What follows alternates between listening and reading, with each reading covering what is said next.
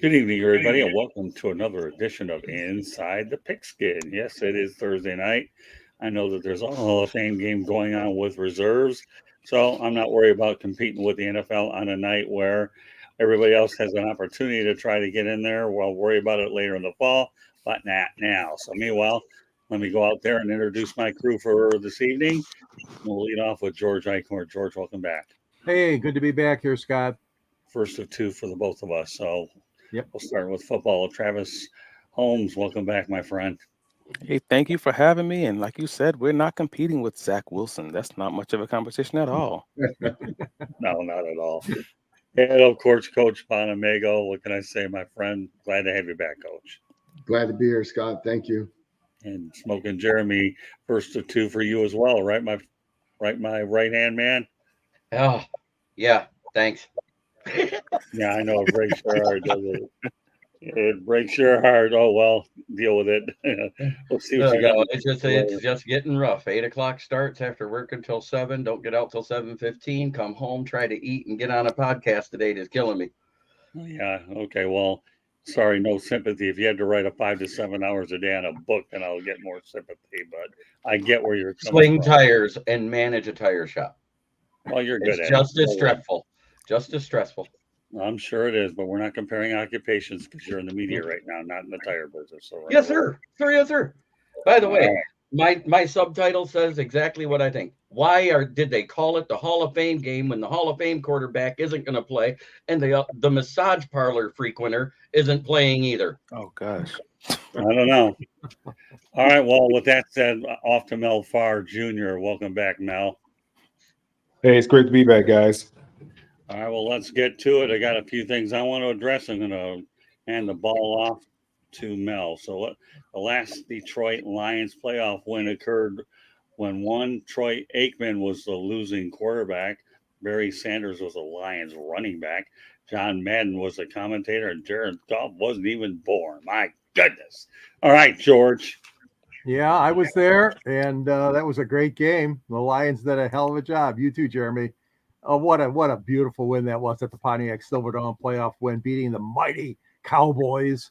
And but the sad part is it's been too long, as all the Lions fans know, way too long since they've last been claiming a playoff victory. But hopefully this year will be different. But, oh, yeah, anytime Barry Sanders goes up against Troy Aikman, Cowboys, in the place was just crazy. I mean, you remember they just lift the lid, as they said, off the Silverdome. The noise level was beyond comprehension, but that's a great memory and a great game. And the Lions hope to do that better this year and come up with a home win at Ford Field in the playoffs. Well, I saw these two teams play at Texas Stadium on Monday Night Football, and at Texas Stadium, I'm going to tell you, that place was electric. So I get it. I was actually at the Rose Bowl in Pasadena when the Michigan Wolverines were taking on Washington. That's why I didn't make that game. So okay, but you covered it. I had the Rose Bowl in Pasadena. Pasadena is more of a bucket list item for a lot of people, and that want to see the Rose Bowl. All right, turn over to Travis. Yeah, nearly my entire adult life, the Detroit Lions have not won a playoff game. That is just an insane thing.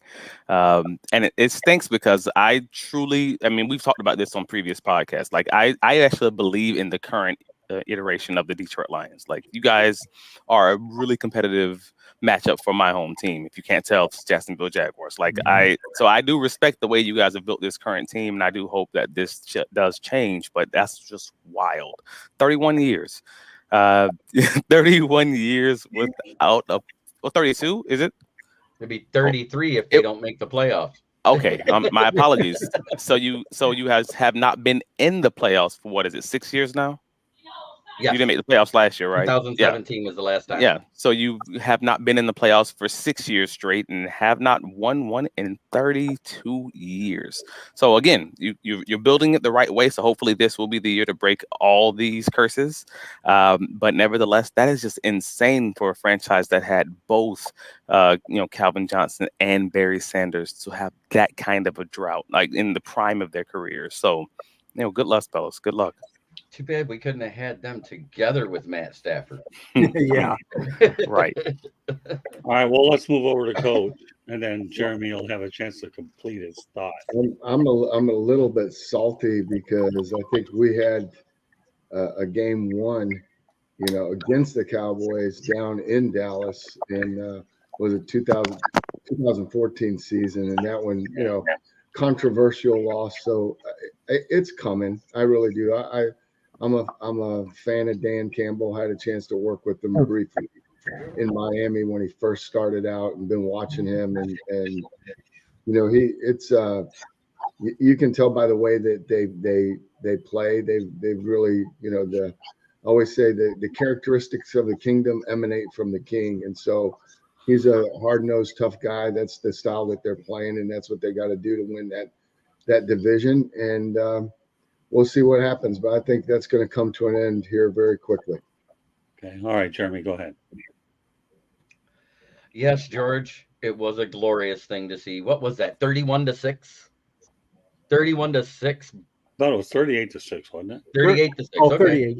Yeah. I thought it was 31, but 38's good too. Either way, they only allowed Troy Aikman and Emmitt Smith to score 6 points. That was the team that should have had a shot, but they had to run into the same buzzsaw they ran into in the middle of the season that stopped them, which was the Washington Redskins that went on to win the Super Bowl. It's funny when Detroit loses a game. 9 times out of 10, it's somebody that goes real far in the playoffs, with the exception of that Dallas game because they didn't deserve it in the first place. Mel? Yeah, my brother played on that team, and we were talking about that a few weeks ago. We were talking about, when they lost that game, they beat Dallas with Troy and Emmett, of course, and Michael Irving. And they went in to play Washington, and after they lost to Washington, they decided to change the offense. They decided to incorporate a tight end and things of that nature to become more of a balanced attack. Because they didn't keep any tight ends on the roster prior to that because they were running the run and shoot, so they didn't have a tight end on the roster. Period. And I believe that was one of the downfalls of Wayne Fontes' coaching career, is that he decided to make a change because what they were doing, nobody was doing at that particular time. I mean, they had 4 wides and Barry Sanders. There was all kind of lanes for Barry to run in. They had great receivers, whether with Herman Moore and my brother and Matthews, but guys, I can't think of their names right now, but they had great receiving core and Rodney Pete there, and they were doing very good things, and they had a good defense as well, and they played hard. Guys like playing for Wayne. It was unfortunate that he kind of decided to pivot there, but I'm excited for this season to see what the Lions are going to do. I do believe that they are going to make the playoffs. Obviously, everybody feels the same way. A lot of the pundits feel that way, that the Lions are going to win the division, and because the division is basically wide open now that Aaron Rodgers has left. There's an opportunity there, and I think that the Lions, are in prime position to take advantage of him leaving. I think the 2 biggest mistakes the Lions made were, number one, Eric Kramer was not the starting quarterback going into the following season because he played his way to the championship game. Number 2, when they let Jerry Vanisi go, who built the foundation of that team, that was a curse of Vanisi and Kramer. And to me, I don't care. Coaches have different philosophy whether a guy should lose his position due to an injury, but if there's ever a situation where Eric Kramer should have been the starting quarterback, that's what should have happened, not bring in Scott Mitchell. Okay, Jeremy. On top of that, wasn't it Eric Kramer that won the game when we beat Dallas and Rodney Pete got healthy in between and they started him against Washington and played like booty cheeks? Right. No, I'm with you. Eric Kramer. Okay. That's I'm just saying, I think Eric Kramer would have given him a better shot. But at the same time, Barry didn't do much in that game versus Washington either. But the point is That's one of the few games you can say Barry was held in check. Yeah, Oh, but my point is I believe Eric Redmere should have been the starting quarterback the following season. I've always believed it, I've always felt it, and I'll never change. But that said, we will change topics, however, and that change of topics will be going north of the border as the Edmonton Elks, formerly the Eskimos, succeeded in breaking the North American sports record for most home losses in a row. 21. Yes, they have a game called 21, and now the Edmonton Elks could say 21. With that said, George, the Edmonton Elks. unbelievable. The streak continues. That is a new professional record, like you said, Scott. It's got to be frustrating, and the coaching staff, obviously, everyone says, take one game at a time. And you try to focus on getting one, just win one at home. But what a terrible streak. I don't get a chance to see much CFL. I know they're occasionally on ESPN, but I don't get the CBC Canadian outlet here on my satellite channel 9 in Windsor. I used to get a good healthy dosage of CFL football, but I don't anymore. But I tell you what, Edmonton, boy, you talk about a tough situation. That's horrible. Owning that kind of streak. Ugh. I believe they're on the CBS Sports Network. That's where I've seen them. Oh, are they? Okay. I don't know. I watch a game here and there, but not a lot. But all right, Travis. I mean, we spoke about this when there was the possibility of the record being broken, and it kind of hasn't changed. Like, they need major change from the top, and that stinks to say because they've had moderately big major change over the last few seasons. Like, they had a new president back in 2021, and they had a new general manager back in 2022. So this streak goes across the last 2 seasons, but it just hasn't changed, and it's just wild to see. So they've had the wholesale change that it seems that's needed, but nevertheless, it's not resulting in wins.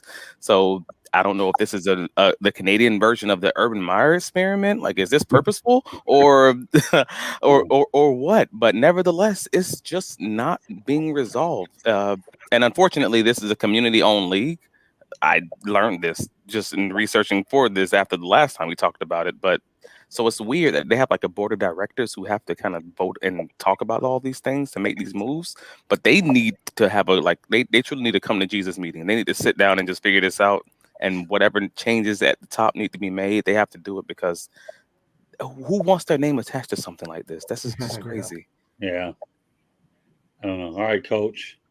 Travis very eloquently laid it out. I think changes definitely need to be made. I mean, I went to their website to see if I knew any of the staff or anything. And the first thing that jumped out to me is you have one person that holds 3 major titles. I mean, the head coach is also the general manager and the defensive coordinator. And I just, I don't know if that would fly in, arena league football. I mean, that's just, there haven't been many people in the NFL that have been able to balance that head coach GM. I mean, I think Parcells did it for a little while, but that it wasn't, his famous line of wanting to be able to shop for his own groceries. But Right. It's just, systemically, that's just, it doesn't work. And you got to pick one of those titles, and then I think you just got to blow the whole thing up and start from scratch. Jeremy. Oh, I think fans are ready to do the drink the Kool-Aid, and I'm not talking like from the fandom. I'm talking about like down in Waco, Texas, where they're just ready to take a dirt nap. I mean, how bad is this for the fan base? Let alone the GM is probably sitting there with a noose above his chair and leaning back, waiting for it to fall. Now, yeah, it's tough. I know losing is tough. I know it's tough to win in any level. It's tough to win, but at some point in time, Lady Luck's got to fall on your side, and you have to be able to win one game. For them to lose this many games, that's pretty bad, and it's a shame for the fans, obviously, and for the players. They put a lot of work into this, And obviously, they're not getting whatever it is that they need so that they can be competitive week in and week out. I don't know what their structure is like over there as far as ownership and general managers and things of that nature, but something obviously is not going right for that team for them to have this type of losing streak. All right. Well, I just want to let everybody know that Inside the Pigskin is being broadcast around the world. The audio version of this show can be heard on iHeartRadio, Apple, Spotify, Google, wherever you get your podcasts. Please hit the red subscribe button on YouTube South Florida Tribune. We're striving for 1,000 subscribers. Please also comment, like, and share the broadcast. Want to be a guest? No problem. Participate in the chat room or send your topic ideas to southfloridatribune@gmail.com. If you want to advertise cost efficiently, call me at 954-304-4941. We broadcast live on Facebook, LinkedIn, Twitter, and YouTube. Our website, www.southfloridatribune.com. Twitter information is at Tribune South. Candy Ebeling is behind the scenes, putting up YouTube videos from the University of Miami earlier in the week, as well as getting things posted. Also, coming up later this summer, the Motor City Mad Mouth Show will be debuting on the Eagle Court Media Studios in Boca Raton, owned by Dr. Edwin Hernandez. And the Eagle Corp is a technology-based company in Boca Raton. I am the president of broadcasting for the Media Studios division. I should also point out that beginning on Thursday night, next Thursday, that Pundit's Pundit will be in prime time with myself, George, Jacob Christner, and Denzel Snipes, and we'll have some guests matriculate in and out of there at 8 o'clock. Pundit's Pundit is moving over from Sideline Sports because of the fact that they wanted George Eichhorn, and George said that Thursday was his best night of available. So I'm glad that George brings that type of respect to what we're doing here. And Pundit's Pundit is a heck of a show. It really does. We talk about sports and non-sports related topics, and our goal here is to take it to a different level, add different things, but also make sure that we create an audio audience in addition to the video one that we have. So beginning next Thursday at 8 Eastern time, Pundit's Pundit will be on Thursday nights in prime time. That will also mean that No Limits will most likely move to Wednesday night as well. And if there is no Limit show, there'll be other shows that will be on that evening. Just a little heads up. All right. But that set out of the way. Starting in 2023, the Howard Schnellenberger Trophy will be given to the winner of the annual game between Miami and Louisville. The Schnellenberger Trophy features actual bronze boots, Western, worn by the late head coach when both teams, he led them to prominence. Now, the ACC designated both schools as permanent opponents starting this season. The trophy will stay with the winning team each year. Miami will host Louisville on November 18th, and I will be there on that particular day. So with that said, George, I've always believed that Howard Schnellenberger should be in the Hall of Fame. The only reason he doesn't is he took over a lot of programs and turned them around, and his winning percentage does not suffice to get him in the Hall. But what are your thoughts about this game between Miami and Louisville? I think it's a great idea. I'm glad the conference did that and recognized this great man, this great coach, for all he's done. I've always been a proponent of these games where trophies are awarded. Michigan State has the Paul Bunyan Trophy, and there's the Old Oaken Bucket. There's all kinds of trophies, not only in the ACC, but the Big Ten and other conferences as well. But the man Howard Schnellenberger, and I know, Scott, you were able to cover him and become, closer to him than I ever was. But I mean, you saw in him the special, unique attributes he had as a head coach, and not only that, as the saying goes, a maker of men. His players, the players that resulted from his coaching and his techniques and his, human touch, if you will, they're better as a result of having played under that man. And so I think this is a great tribute to him. And I look forward to that game as well. I'll be back here watching it, but you're going to be there. But it's a great tribute. Well, Howard Schnellenberger to me was a father figure. Coach, I'm sure you probably know all about Howard Schnellenberger for sure. Who doesn't? I mean, he was a father figure to me, and he's going to be prominently featured in my book, Adjusting to New Media. I mean, why not? I mean, he's written. I worked with him beginning with the Miami Hurricanes, and then I came over to FAU, and George, you had an opportunity to meet him one time over at the Motor City Bowl when Yes. it was on Central Michigan, I believe. So it was pretty neat. All right, Travis, what's your thoughts on this contest?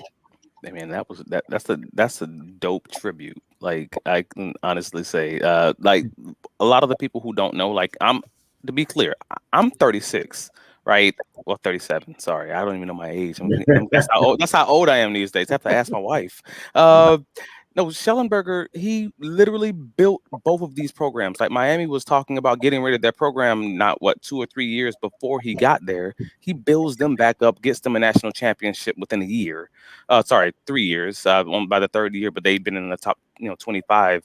2 of those years before that, then he goes into his hometown in Louisville and builds them up, and then they get, what, 14th or 15th in the nation, something like that, within a few years. So they're like, this is our guy. This is from our hometown. And Miami's like, no, he built us up.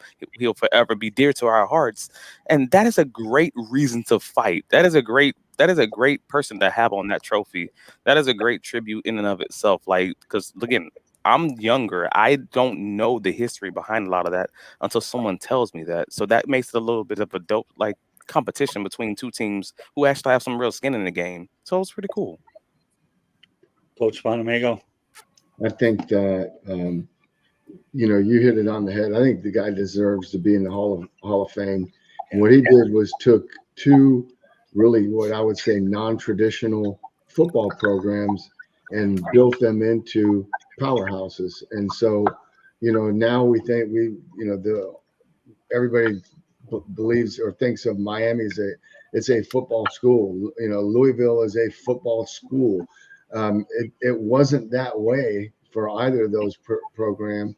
The common denominator being Howard Schnellenberger. And I love the deal with the boots. I just wish there was a way they could get the pipe in there too.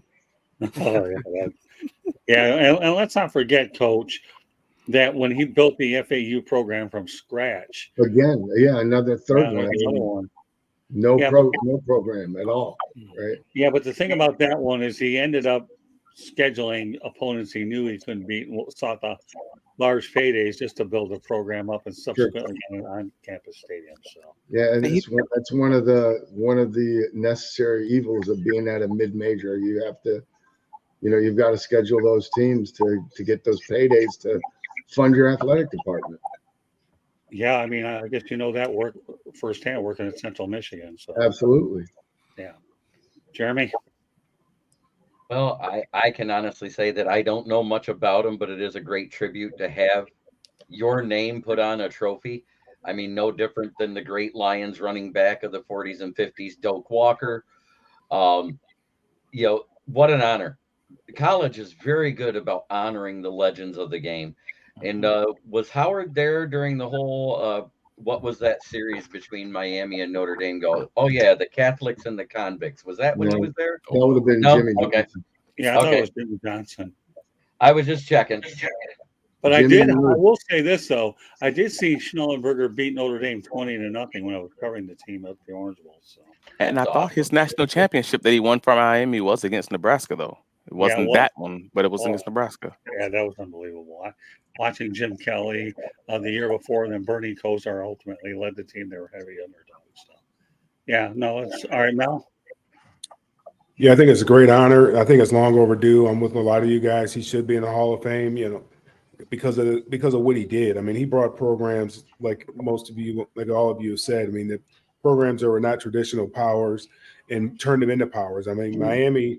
When he left Miami for Louisville, I couldn't understand why he was doing that at that particular time. And because he got it right to where you want a program to be. I mean, they were relevant, and he made Louisville a relevant program. I mean, Louisville prior to that, that was a basketball school. They were a basketball school. But now when you think of Louisville, you think of football, and you also think of basketball as well. So I think it's long overdue. I think they definitely, should be in the Hall of Fame. There's got to be a way as a contributor because of what he did for those particular universities. What the contribution that he's given to the game, and what he's done for young men, the opportunities that he's provided for young men. I think he definitely needs to be acknowledged, and I think it's a great honor. And I think it's long overdue. All right, Jeremy. DC 8091 comes in and says, Thirsty Thursday in Baltimore. Evening, men. All right, well done. And DC is one of my fans. He's originally from Detroit. He lives in Baltimore. So he lives and breathes Lions football and tolerates Ravens football. Hello, Brian. Back. At least we're talking about something that's your language tonight. Glad to have you back, Brian. and I just wanted to point out that Schellenberger does not get the credit that he should for the way that he revolutionized recruiting as far as South Florida was concerned. Like you guys talked about him building up FAU, but he's the reason that recruiting in South Florida became like a guaranteed thing. Like that's how Miami was able to build that program up from nothing. They were just like, hey, if you're from South Florida, you're playing at Miami. And he was just taking all the best people from around the nation. So like from around the state, which we know that the guys from Miami are pretty much some of the best in the nation, and that'll do it. So he's the one who started that trend, and he for that reason alone deserves a mention into the Hall of Fame. Good points, Travis, all the way around. I agree. I mean, he definitely recruited South Florida really, really well. Yeah. All right, the last topic I'm going to deliver tonight, and then Mel's going to take over. Maryland quarterback Talia Tagovailoa was offered $1.5 million to join SEC team. Decided to stay at Maryland. He started the last two seasons after leaving Alabama. He's the all-time leader with 7,879 yards and 51 touchdowns for Maryland. So, all right, George, it's nice to see a young prospect stay and where he knows he's appreciated, only that there could be a payday anyways. Yeah, that's true. I mean, it's not a prestigious program. I mean, Maryland, but I tell you what, I give the kid credit. I mean, everywhere nowadays you see going into the portal and kids leaving and transferring all over the place. But I mean, that's a tough situation in Maryland. I mean, they really have a tough row of it. A lot of teams in the Big Ten, when you got the powerhouses like Penn State, Wisconsin, Michigan, and Ohio State, and now with USC and UCLA coming aboard. But that being said, I think he made the right decision. I think he likes it there. He likes the offense. He likes his coaching staff, I'm sure. And moreover, loves the university. So for him to show that kind of respect and wanting to stay, I applaud him. Travis. He's a fifth-year senior. He's already transferred schools. He has a brother who is in the NFL. His family's not struggling, not hurting for money. For all these reasons and more, it was easy. I think it felt more like an easy decision. I mean, more importantly, he was already projected to be a mid-round draft pick had he come out in this draft. As long as he doesn't get injured, he's more likely than not going to be an early day 3 pick as a quarterback, and not like a Russell Wilson or like a smaller version of his brother. Cool. So in from looking at it from that perspective, yeah, it makes total sense why he wouldn't take the money, because he probably has that much or more coming to him, coming next year. As long as he just doesn't do anything catastrophic on the field this year, he's probably fine. But again, if this was someone in a much rougher situation, maybe they were really struggling for money, I can absolutely see them taking that. But for his personal, Right. situation with his family, it makes total sense why he'd stay. Coach. I think there's a lot of reasons. First, I give the kid credit for being loyal, but I think you can't discount the fact that Mike Loxley's there. I go way back with Lox. He's an excellent coach, great person. He's a perfect man to be leading that program. And you got Josh Gaddis. And what did all three of those have in common? Well, they were all together at Alabama when his brother was playing there. So, the family feels comfortable. They know he's in good hands. He's being taken care of. And, that combination with Lox as the head coach, Josh Gaddis as the offensive coordinator, I mean, and that kid playing quarterback, Maryland's on the radar. They're gonna have a chance to do some things this year. And before I turn over to Jeremy, I will tell you, I really had a great time with Josh Gaddis last year at the Miami Hurricanes Media Day. I hope that one of these days he gets an opportunity to become a head coach. So this will be a good opportunity for him to build his brand up in Maryland. Okay, Jeremy, but you have to read Patty first. Patty Grimes says, stick with the people that believe in you first. Absolutely. But at the same time, he got offered, what was that, $1.5 million Yeah. correct? To switch to an SEC school. But I don't want to even know which school it is because I don't care. You know why? Because it takes a lot more intestinal fortitude to stay where you're at, to turn down that kind of money and Right. play for a team that believes in you, as Patty said. On top of that, this tells you about a moral character. And he does one thing his brother cannot do. He stays on the field. Okay, I'll turn it over to Mel. Yeah, I mean that shows a lot of character by that young man. I mean, 1.5 million, that's a lot of money. I don't know a lot of guys that would turn that down, but there has to be something said for the college experience. And my god brother and I were talking about this earlier today. I mean, everything has changed. Everything is about the money in college football right now. And I've expressed how I feel about certain things, particularly with NIL and the transfer portal. But I think that says a lot about him as young. I mean, obviously, he doesn't need the money. I mean, he's a smart kid. His brother's making a whole lot of money. He can actually go to college and enjoy the college experience. Obviously, he is, because he's going back for his 5th year. Does he have a pro career on the horizon? Maybe. I mean, he might be a mid to late round draft pick. I'm not sure. I haven't really looked at where they predict him or project him to be drafted next year, but I don't know if he even has that opportunity. But it says a lot about the young kid, man, that he's really there to enjoy their college experience, get the most, get better and better each and every year, build those relationships that you have, continue to build on those relationships that you have. I mean, he already started out at Alabama, then he transferred. So the last thing you want to do is go to a third school. I'm still, great friends with a lot of the guys I went to school with, and it's we're always going to have this certain kind of brotherhood because we understood the things that we had to do and what we had to go through, the things that we went through to play. The practices and the weight training and conditioning and all that kind of stuff. I mean, it just brings you together like nothing else can. So I'm happy for the kid that he decided to turn down that money. Yeah, the reason why I brought this on as a topic is I believe that he made the right decision. I just want to get your opinions on it. So I think the younger two have made an awesome decision. With that said, Mel, I'll turn it over to you. Go ahead. Hey, can I ask one question? Sure. All right. Does anyone? Am I the only one who thinks it was Texas A&M that offered him this money? I'm just wondering. That's my mind immediately went there. I'm sure it's either him or it was who's the one that just lost Arch Manning? Archie Manning? Man, Arch where Manning? was This Georgia, right? Was it Georgia? I thought it was Georgia. Yeah. Okay. Oh. Yeah, I thought my mind immediately went there. I'm like, who has that kind of money? Who has that kind of cachet? Who Arch has a Manning coach under decided to pressure? commit Yeah. to Texas. Arch Manning wasn't it Texas, I believe. Yeah, he went to Texas. He went to Texas. Right. I'm saying which team in the SEC lost him because they just lost. Yeah, it is Georgia because It was he Georgia. had a letter of intent, but it wasn't a commitment letter to Gotcha. Georgia. But he decided to go to Texas. I bet you it was Georgia. You know why? Because they just lost their 2-time national champion quarterback. Yeah. Plenty of money over there. Plenty of money. It could be any team. Yeah. That's fair. That's fair. The coach goes, that kind of makes sense. Well, I don't know. Lane Kiffin, Lane was at Alabama. I mean, I don't know if he, somebody that has Alabama ties. Yeah. I was thinking Ole Miss. All right. You know what, Mel? Go for it.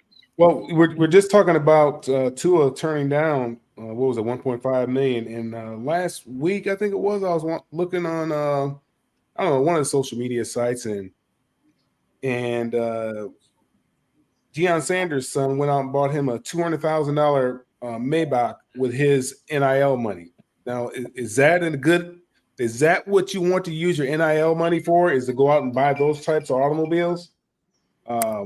I think there's a better way, and I was surprised really that it's Deion because he knows better.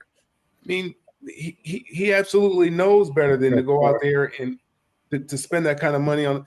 I don't know where he's going to shake out as far as NFL. Maybe this is as good as it's going to get for him. I don't know what his stock is right now, but this is what I'm talking about as far as the NIL is concerned.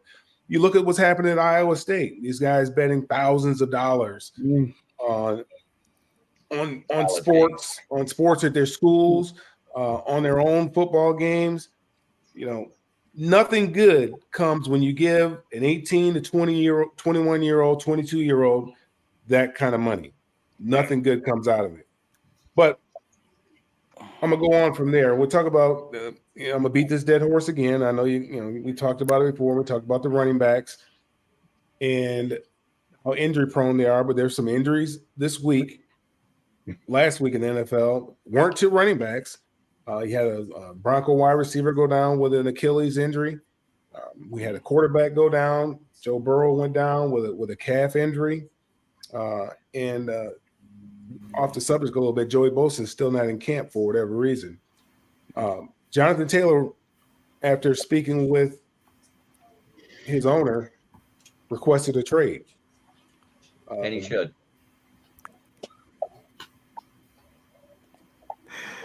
I want to get your thoughts on that, Jeremy. You say that he should, but do you think? He absolutely should, because Jim Irsay is probably now the worst owner since Dan Snyder got ousted and Magic Johnson and company owns the Washington Commanders, who's got a petition out to rename it back to the Redskins. Please sign that, because even the Native Americans didn't mind the name. It was just the left wing. But I'll leave it at that.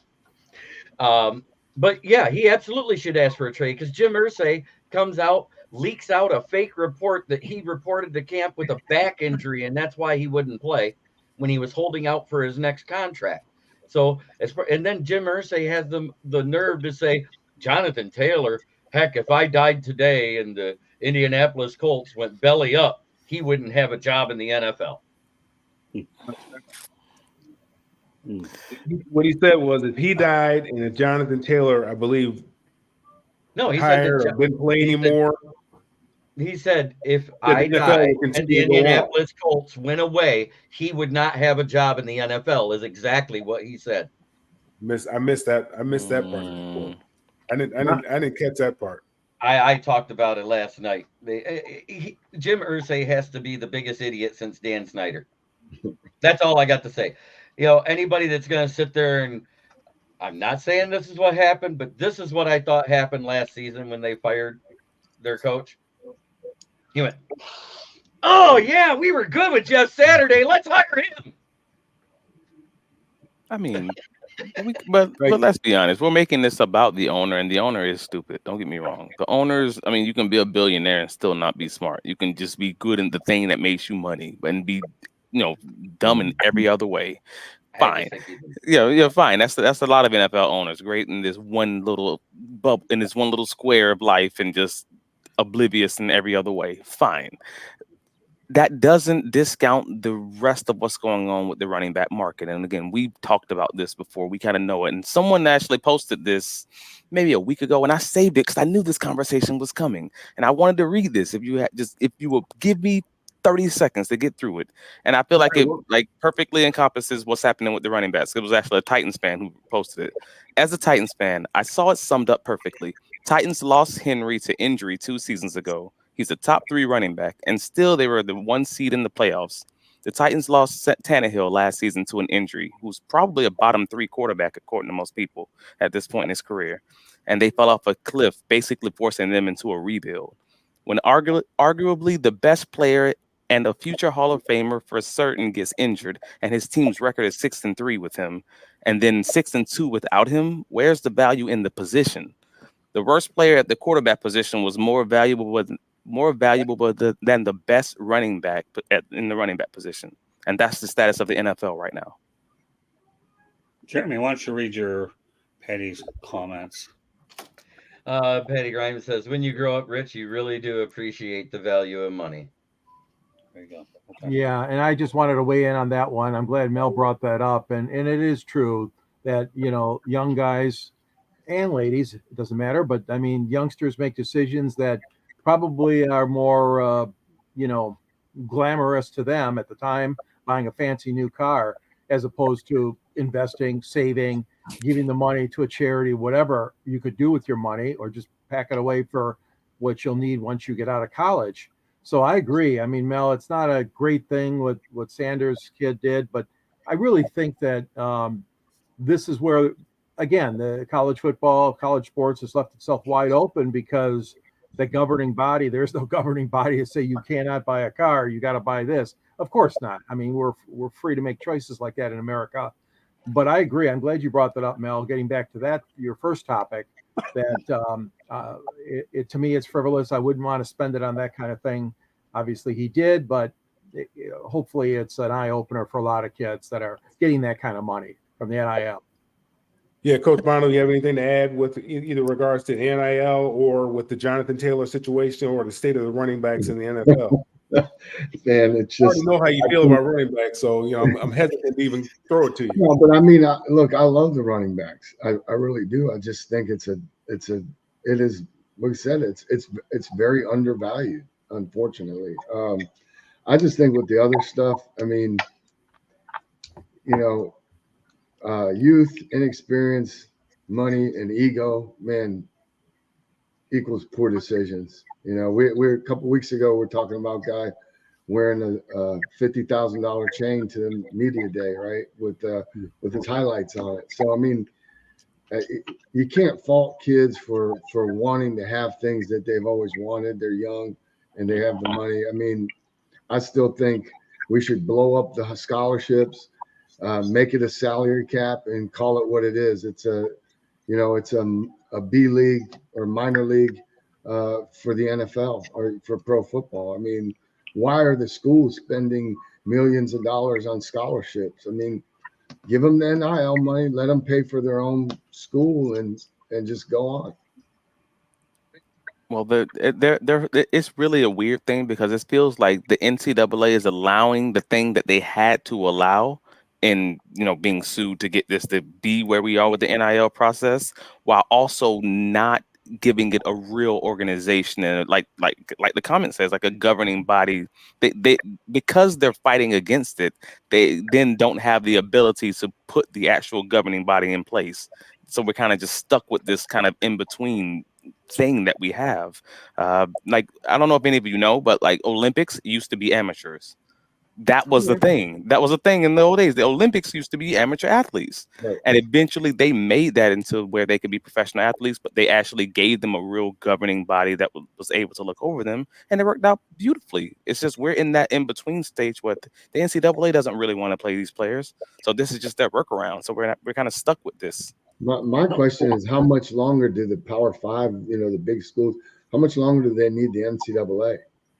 Yeah, right. I mean, that's a story that could ultimately play out. The NCAA makes the rules. They take part of the money. They don't generate anything. They're sponging off of the schools,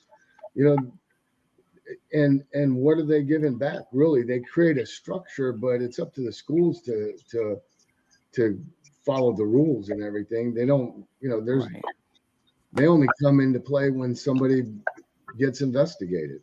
Now, Right. I'm a younger guy, but I know I'm a younger guy, so I want to make sure my memory is not failing me on this one. But didn't something happen like either with Notre Dame or somebody like that in basketball where they tried not to work with the NCAA and eventually they kind of had to bend the knee to the NCAA and kind of come back into the fold because they were trying to have their own thing outside of the NCAA? They still do in football. They had to lose it in basketball. That's what you're talking about. Because what happened is the NBC got in bed with the ACC for their contract, and it became a conflict of interest to have Notre Dame with their own contract and not be a part of one of those groups. So as basketball, they joined the ACC. Gotcha. That's exactly what you're talking about. I do believe. All right, Jeremy, while you're at it, why don't you read Patty's comments? Patty Grimes says, just a governing body if you buy someone a cheeseburger instead of a hamburger. And I know where they're alluding with that. I kind of want to set a Wolverine fan straight on that. Maybe I'll do that with a parting shot if we got time. And we'll find out. But unfortunately, as far as what the money is concerned, kids are going to do crazy things. But we're not even just saying kids. This is Deion Sanders' kid. This is the guy Deion who also spent millions of dollars on Flash. Like, this is, if you look at his highlight videos, he got all the jury on the sideline during the game. He just bought a truck. Did you see? Look at his draft day suit. Yeah, during the game. This isn't just like a kid. This is Deion's kid. All right, cool. Yeah, he's probably not getting the advice not to buy that Maybach in the household. Wasn't that like Well, a shiny red suit he wore, and that's why they gave him the nickname Neon to begin with? Was the suit he wore to draft mm, day? Dion Neon. Yep. yeah, I remember Shader. that. I think his son's name is Shadur Sanders, and I know that he played with Dion over at Jackson State. Jackson State. Mm-hmm. Yeah, he's a Probably. pretty starting quarterback over there. Right. You know, this week a lot has gone on, and my brother, excuse me, my god brother and I were talking about this today. We're talking about what's going on with the Pac-12, and Right. you know, things. I'm kind of old school, I guess. I value the bowl games. You know, the bowl games have lost all value now. Kids skip bowl games now. If you're not playing in the college football playoffs, a kid will skip the bowl games. Man, we look forward to the bowl games. All Right. the little trinkets you get your little sweatsuit, you get a little jacket, a hat. You know, you might get some sneakers.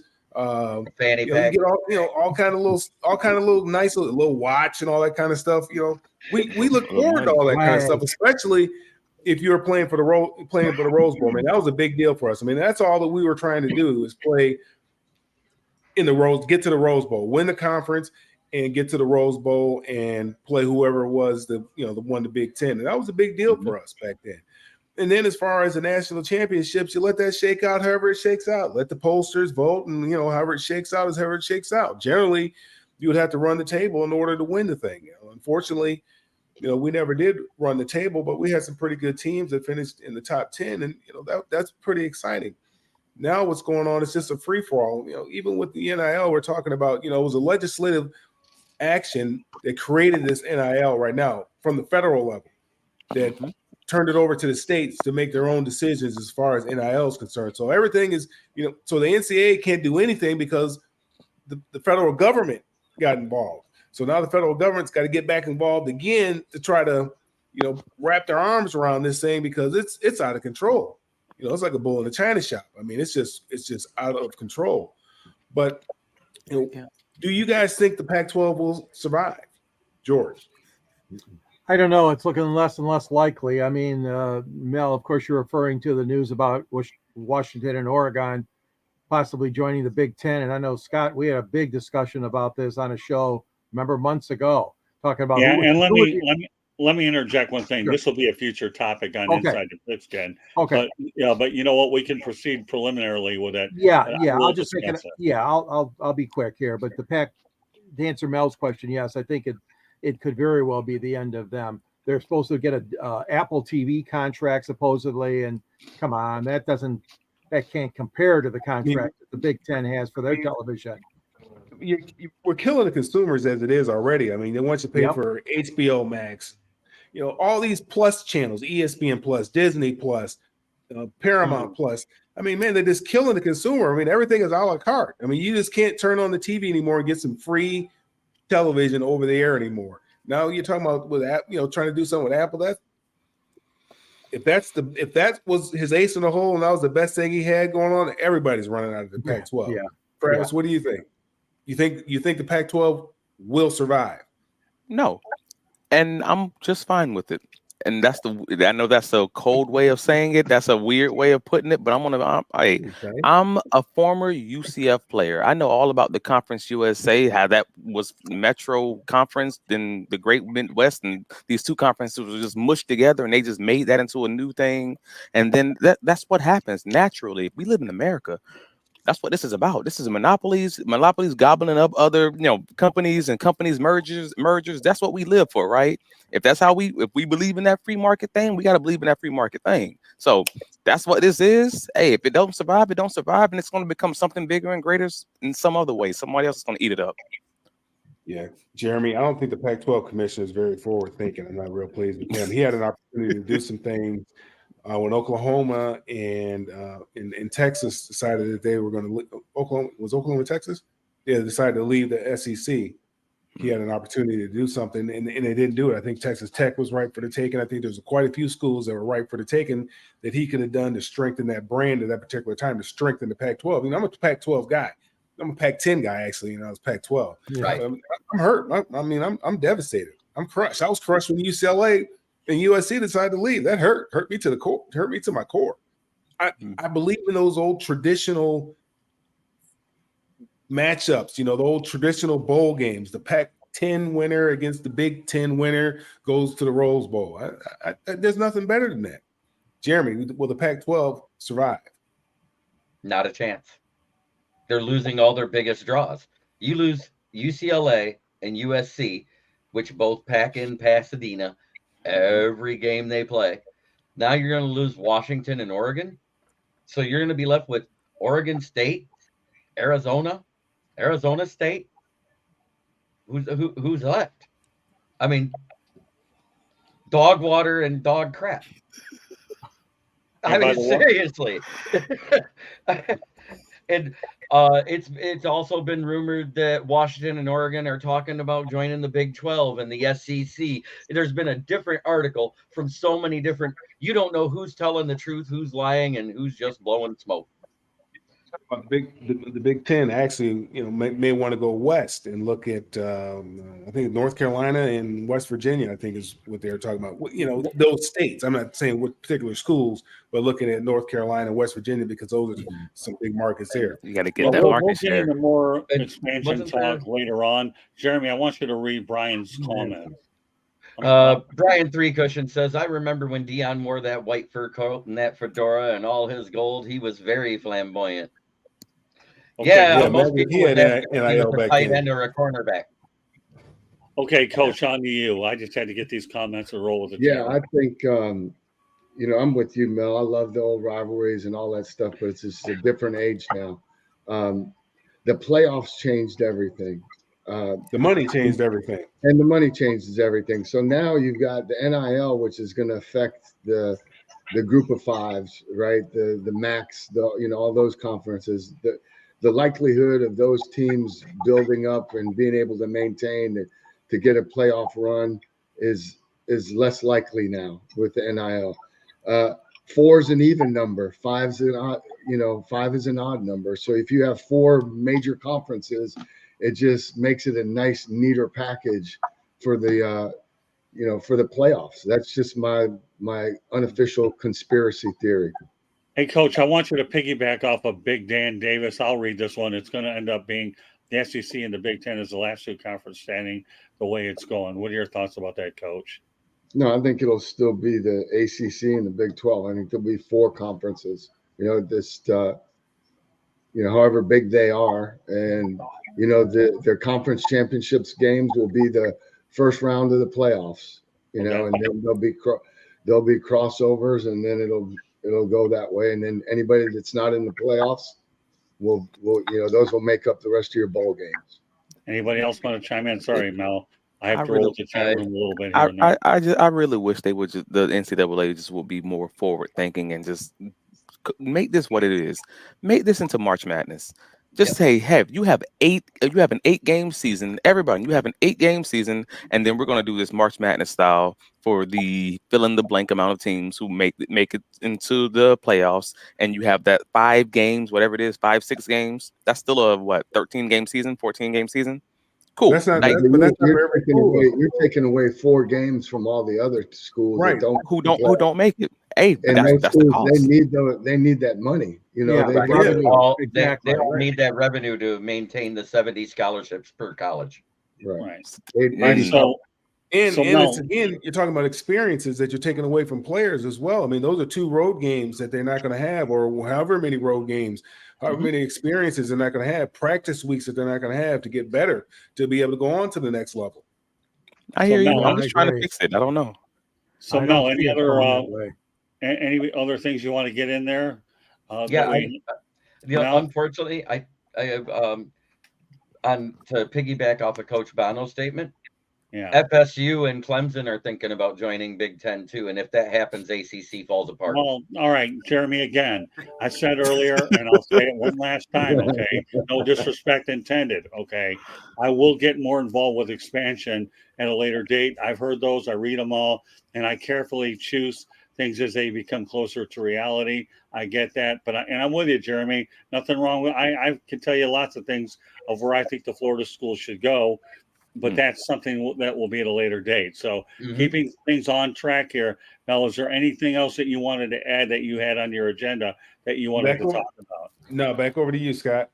Okay. All right. So with that said, Jeremy, I'll give you a moment just to go ahead and talk about Clemson and Florida State, but bear in mind we will be discussing this further. I believe you're right. Is what I believe. What I'm saying is the report that came out was all 4 of those schools. It was FSU, Clemson, Washington, and Oregon State are thinking about joining the Big Ten. If that You mean happens, Oregon, not Oregon State. I mean Oregon, yeah, and Oregon. If all 4 of those schools come to the Big Ten, you might as well say it's going to be. We might as well do a North versus South championship every year. Well, if you're going to throw that out there, you know what's going to end up happening if they go to 20? They're going to bring Cal and Stanford in there as well. Then you're going to have a full Western side. And I don't like that. I don't like it either. Conference league. I don't like that. I mean, so again, where are the experiences for these players? I mean, you're not going to have the opportunities maybe to play each one of those schools at their place during your 4 years or 5 years that you're there on campus. I don't like that. I don't disagree with you. It just stinks because again, this was what we're making it to, or what we're trying to turn back the clock to turn it back into is not what it is. It's not what it ever really was. It's like it's always been a business, but we've never treated it like the business. So if we're talking about the experiences for the children, awesome, or for the young men or young women, even for the other sports, awesome. Then it's amateurism and it's not a business. It's not about the money, but we know it's about the money and it always has been. And we're finally just putting the ugly face or taking the makeup off and seeing it for what it is. So we can't have the experiences and have the business. We're kind of having to make that choice, and it's ugly. It's an ugly fight. So that's what Mel's struggling with right now. All right. Well, you know what, Travis, what I'm struggling with right now, honestly, and I'll tell you straight, okay? Number one, the odds of a March Madness format for college football are like the same odds of you getting gas for $1 a gallon. Don't hold your slim and none. What's that? Slim and none. Oh yeah, the big conferences will go against it. They don't want that to happen. They lose their all right, but no, you're saying no. Give me a break, man. And everybody's right. They need these extra games to survive. You know, you ought to know being a Central Florida guy. All right, so here, let's just go a couple more comments out there. What are the panel's thoughts of 12-team college football playoff that's set to begin 2024 season? I'll go right around the horn really quickly with it, George. I'm in favor of it. I was glad the expansion occurred. I would like to see that, and obviously, it's for the future to help better determine a champion. Travis, quickly. Same as George. I'm always a fan of the little guy having a better chance, even if it's just this much more. Coach, I'd rather see 16-team playoff. Okay, that's fair. Jeremy. Well, this is going to give a chance for those mid-major conferences that go undefeated and have a conference champion and all of them to get in. But what it will do, it is going to water it down a little bit once you get past 10, because the top 10, pretty much, those are all conference championships, 9 times out of 10, unless it's a one-loss SEC team where their loss was in that matchup. So what's the point? Do you like it or not? I like it, but I don't like it because we're going to have watered down teams in there. You're going to have the bottom seeds getting blowed out by the top seeds that didn't get a bye. Okay, fair enough. Mel? I mean, I'm torn. You know, obviously as a college football fan, you know, if you can get quality football matchups, man, obviously you're all for it. You know, getting more football games on television, I'm all for it. But at the same token, I didn't have a problem with the poll system. You know, when everybody would just go to the little bowl games and, let the polls decide it. Let the computer decide it. What was that poll called? That thing that did the little computer that they had that came out with the national champion? No. The old FBS poll? Wasn't that the BCS? Yeah, the BCS. Yeah, BCS. Is that what it was? The BCS? Bowl championship series. Yeah, BCS. Let the computer figure it out. Yeah, I'm all for that. I'm good. I was good with that. Everybody was good with it until what year? The year that Tennessee, Nebraska, and Michigan were all champions. Who started making a big noise about it? The networks made big noise about it. The networks said that they wanted to have a true national champion. It wasn't the schools arguing about it. I mean, it is what it is. You go out there and play, and if a couple teams and 4 or 5 teams finish with undefeated, the polls say, hey, based on the strength of schedule, this team is the national champion. I'm fine with that. But this team's under the BCS. But then you have another poll that says this other person's the national champion, and That's then you fine. have this. You got co-national champions. I'm okay with that. I'm all right with it. It worked for many years. I'm fine with it. Well, all right, but you know what? Gas prices are now down to $1 a gallon, so we'll go back to that. All right, now James Burgess, my bet is for 16-team conferences with conference champ determining a final four that maybe wild cards will take it to 8. I don't know. I'm just putting comments up right now to acknowledge them. What about travel? Well, that's going to be a lot of miles, especially when USC, UCLA has to come across the country to play Michigan or Ohio. They knew it. They don't care. Let's face the reality.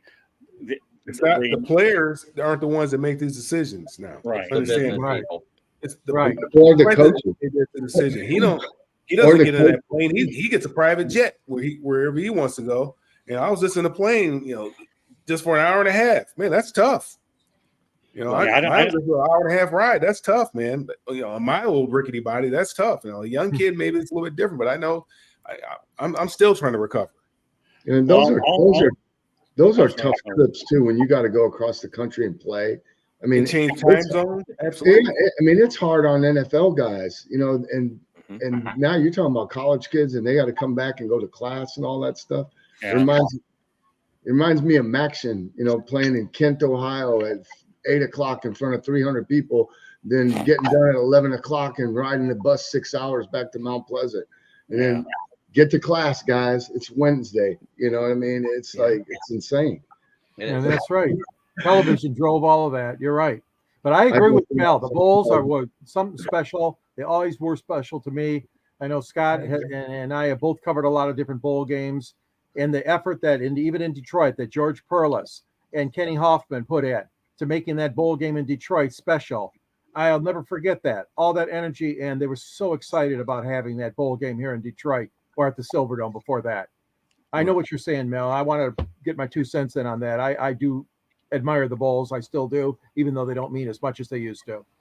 Well, and if I can put that last one comment on the expansion, the 12 teams, sure. I'm just truly interested in seeing those wonky teams that sneak in at the end and they play some of those best teams like a Georgia Tech or someone running a wing T offense, and they upset one of these teams who are objectively just way better, but they just don't know how to play defense against this type of thing. That's something that I'm looking forward to. Just the chaos. All I can say is I think 12 teams is better than what you had.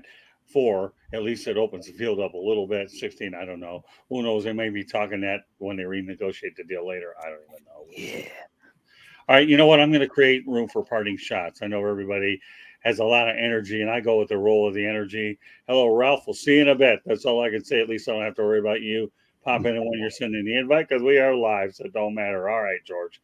I'll start with you for some parting shots.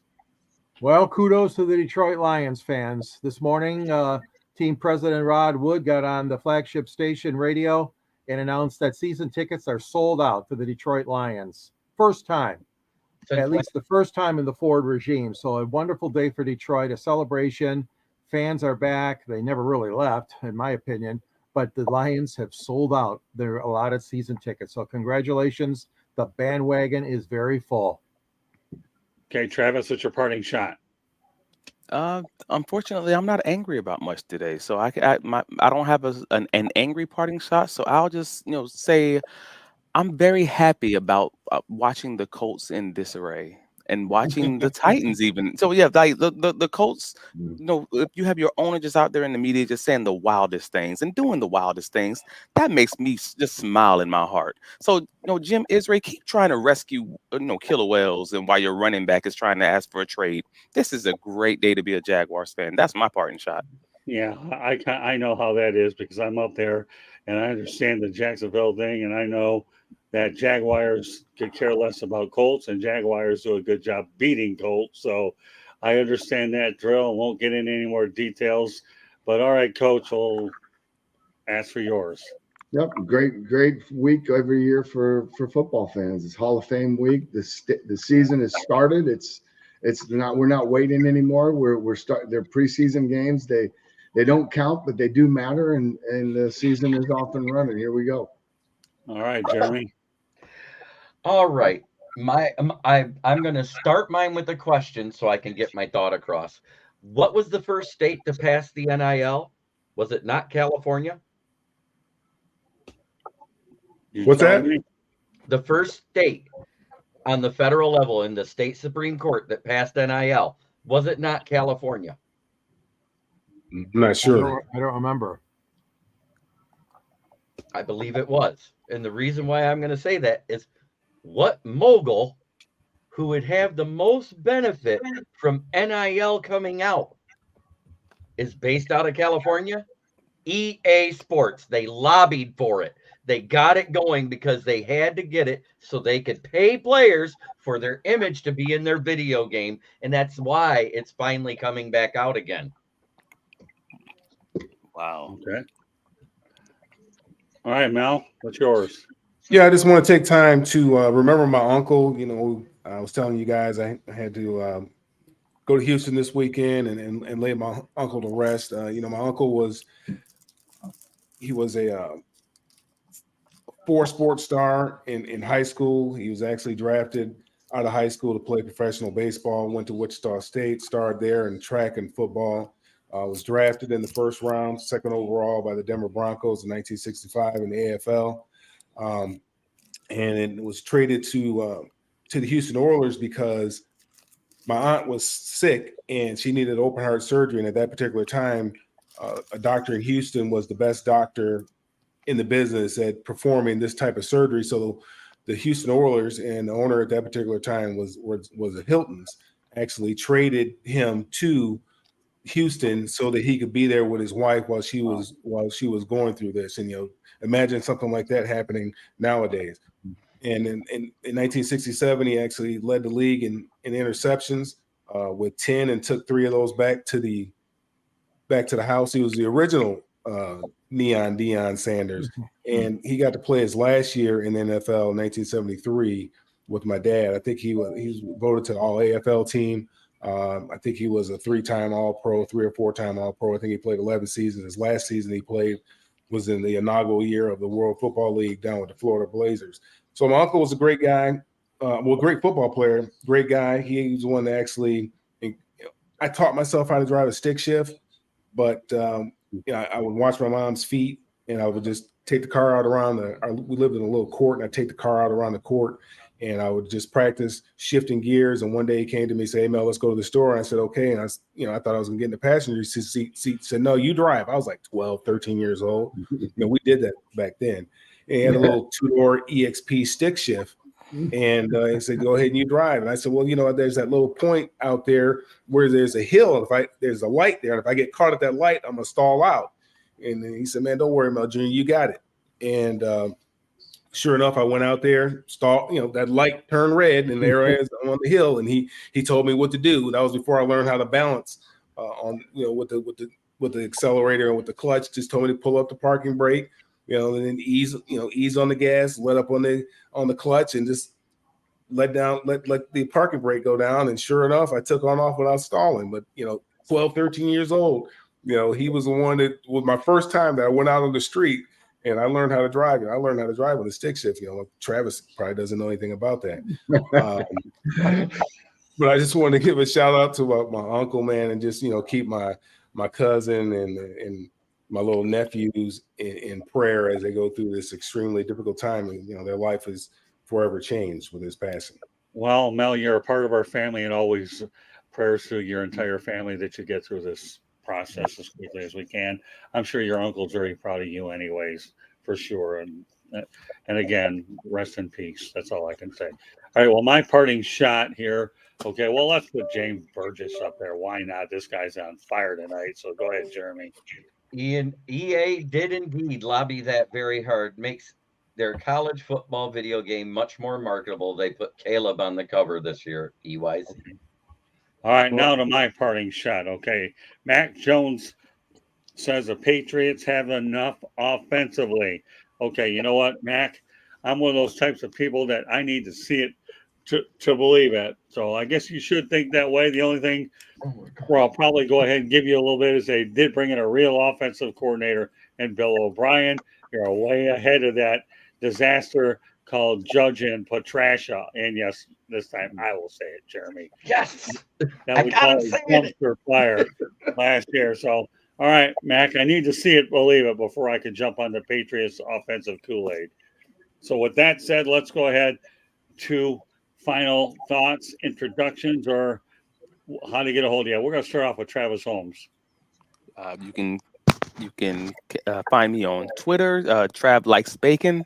I really just love the name. I can't change it. You can find me on Instagram, on Facebook, on Threads, Travis D. Holmes.